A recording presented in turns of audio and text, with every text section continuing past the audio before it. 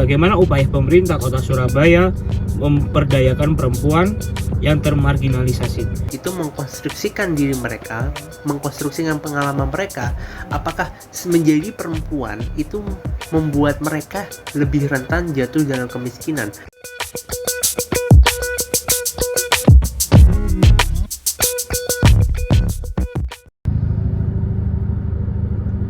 Kesadaran politik merupakan salah satu faktor yang mendorong negara demokratis. Rakyat yang memiliki kesadaran politik yang baik dapat menunjukkan dan memperjuangkan hak-haknya jikalau mereka terdiskriminasi atau dieksploitasi. Namun, sayangnya, kesadaran politik pada perempuan khususnya mereka yang termarginalisasi masih rendah. Alhasil, mereka bahkan tidak sadar bahwa mereka tereksploitasi dan tidak mengetahui bahwa mereka memiliki hak untuk memperjuangkan kepentingan mereka. Tantangan lainnya adalah kekerasan dan diskriminasi yang sering kali dihadapi oleh perempuan. Mereka lebih rentan terhadap kekerasan domestik dan berbagai macam diskriminasi, baik dari rumah tangga maupun di lingkungan kerja. Kekerasan dan diskriminasi ini tidak hanya merugikan secara fisik dan psikologis, tetapi juga menghambat mereka untuk mengakses peluang yang dapat meningkatkan kualitas hidup mereka.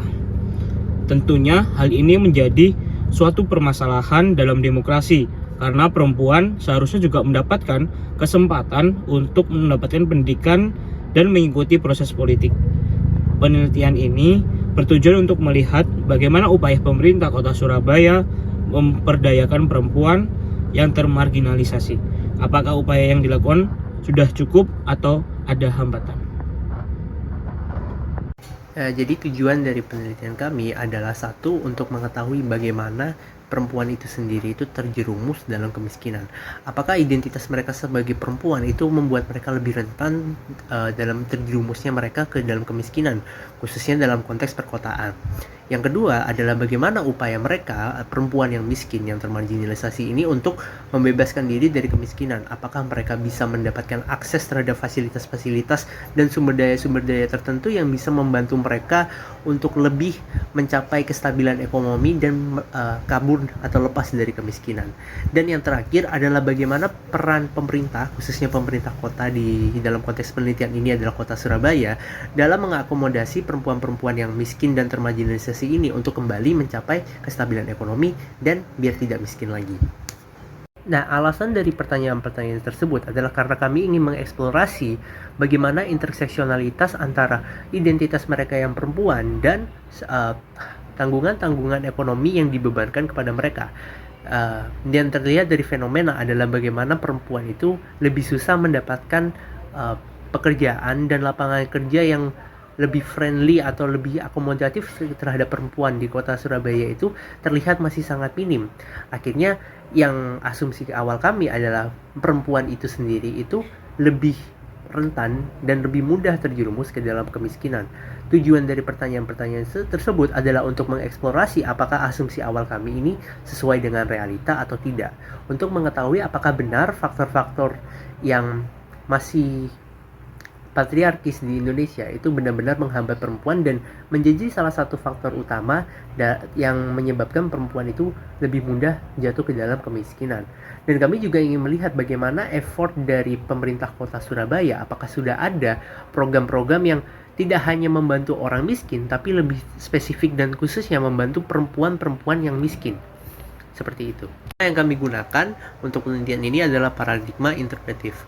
Paradigma interpretif ini kami anggap sebagai paradigma yang paling cocok karena paradigma tersebut bertujuan untuk mengkonstruksikan dan menarasikan pengalaman-pengalaman dan realita-realita yang dialami oleh narasumber atau informan, dan melihat dan analisis bagaimana mereka meletakkan diri mereka, mengkonstruksikan identitas mereka, dan meletakkan diri dan identitas mereka itu terhadap tatanan sosial. Dalam penelitian kami ingin melihat bagaimana perempuan, khususnya perempuan yang miskin, itu mengkonstruksikan diri mereka, mengkonstruksikan pengalaman mereka. Apakah menjadi perempuan itu membuat mereka lebih rentan jatuh dalam kemiskinan? Hambatan-hambatan apa saja yang mereka alami sebagai perempuan, dan bagaimana mereka mengalami represi atau bahkan tidak bisa lepas dari kemiskinan karena mereka perempuan. Sedangkan untuk metodenya adalah metode kualitatif, di mana kami ingin mencari data yang berbentuk kata-kata. Dari kata-kata yang dinarasikan oleh informan dan narasumber yang nanti kami akan wawancarai, kami akan mengolah data tersebut untuk menghasilkan interpretasi tentang bagaimana realita ini bisa disambungkan atau dideskripsikan dengan konsep dan teori yang kami pilih. Teknik pengumpulan data yang kami gunakan adalah wawancara mendalam, karena kami ingin mendapatkan data yang lebih komprehensif dan spesifik terhadap kondisi dari informan dan narasumber yang kami pilih.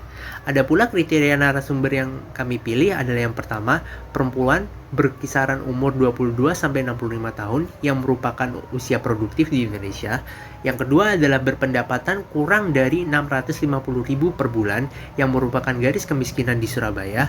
Yang ketiga adalah kami ingin mengumpulkan data dari informan yang sudah menikah dan juga yang belum menikah untuk mengetahui apakah ada perbedaan kerentanan kemiskinan dari perempuan yang sudah menikah dan juga belum menikah. Instrumen pengumpulan data yang digunakan dalam penelitian ini adalah peneliti ilmu sendiri.